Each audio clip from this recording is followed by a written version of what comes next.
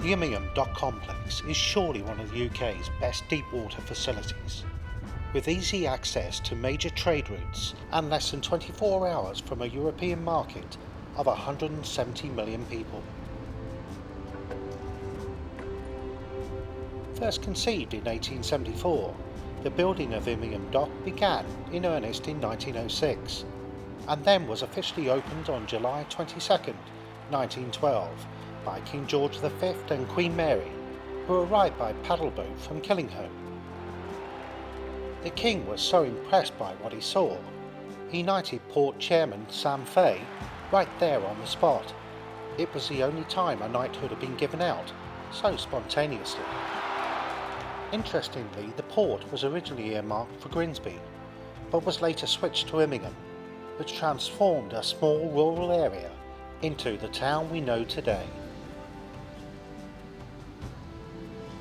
The port has been and still is responsible for huge numbers of jobs and actually created much of the local economy around it. So was ABP pleased with today's turnout public support? Oh, we're really pleased, Sean. As you say, we've never opened the port to the public since it was opened 100 years ago. This event's taken months of planning with a really good team of staff from here at ABP. The two things that we couldn't plan were for the weather and how many people were actually going to turn up and support us.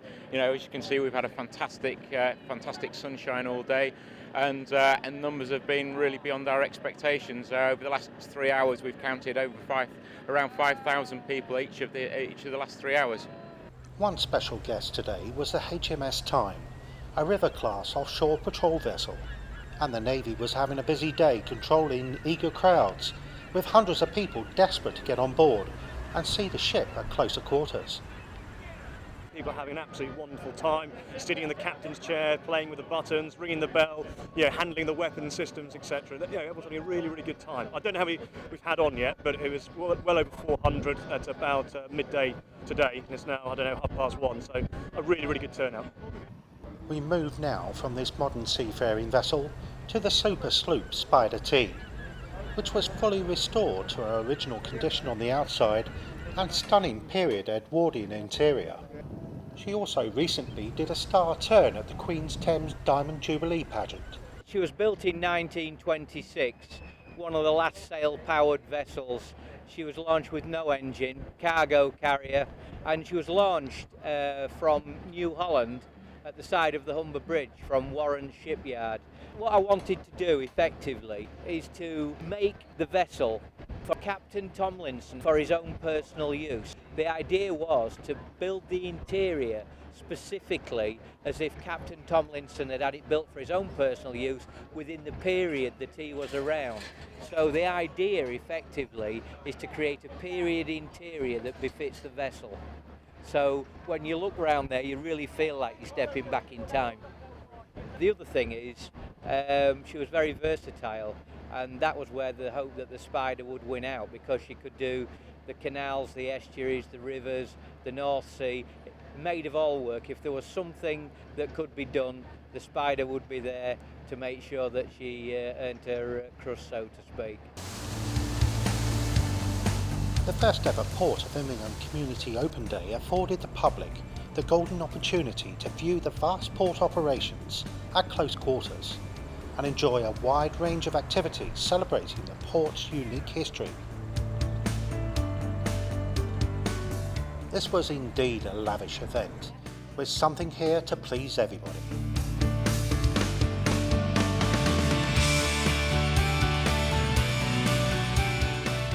Brian Mummery seemed to be everywhere promoting the rich tapestry of our local history, where he and his colleagues are on a mission to promote the new Immingham Museum, soon to be opened to the public from its new home within the Immingham Civic Centre.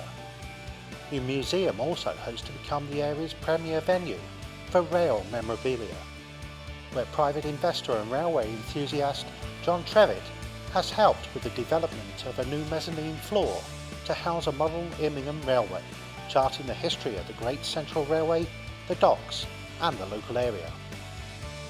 Public connectivity between Immingham and Grimsby was also further enhanced by the inception of new tram links in the early 1900s. This was primarily brought about by the basic need to supply transport links to carry dock workers to and from Grimsby. It was built originally by the Great Central Railway in 1912 to transport people from Grimsby to Immingham to work on the docks and the railways. A fantastic piece of kit that we're only very, very happy to have, and we hope in the future that we may have it back to keep. And tell me, what has been the general reaction from the public today, both with your museum and the exhibits on display? Absolutely fantastic. We were packed out. We're having to restrict people coming in through the door, and the tram we're having to do exactly the same. We're having to just keep an eye on people coming in because the attraction has been so great, and wonderful reaction to everything that we've done. It's brilliant, yeah. I mean, they've laid it on really well. I think it's been a great day so far. Well, I've enjoyed it so far. I come mainly for the photography. It's what I'm interested in.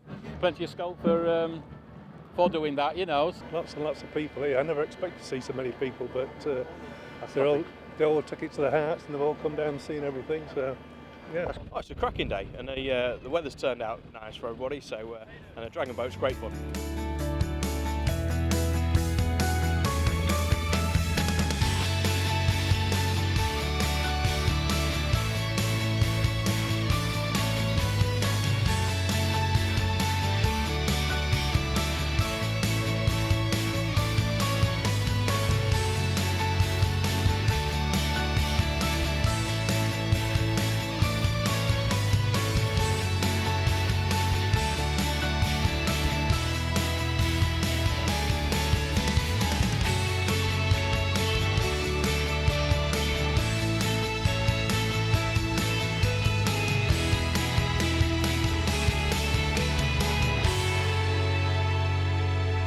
One of the things I realised with mixing with the people today and talking with them is the ports mean so much to the area, not just in terms of jobs. There's real history here.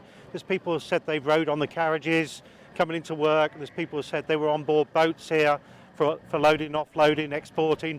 It really is a big part of the community, isn't it? Absolutely. If we go back 100 years, Immingham itself was built around the construction of the port. Before that, Immingham was a very tiny village. So the town and the port are intrinsically linked, and that's something that we've tried to emphasise in this year, our centenary, the close link between the port and the town. So today it is about the port, but it is about getting the community, the local community and the wider community in to support us. ABP work really hard on our corporate and social responsibility side, but that's often off the port estate, and as I say, today we're able to open up our doors up and let the general public in and see what we do.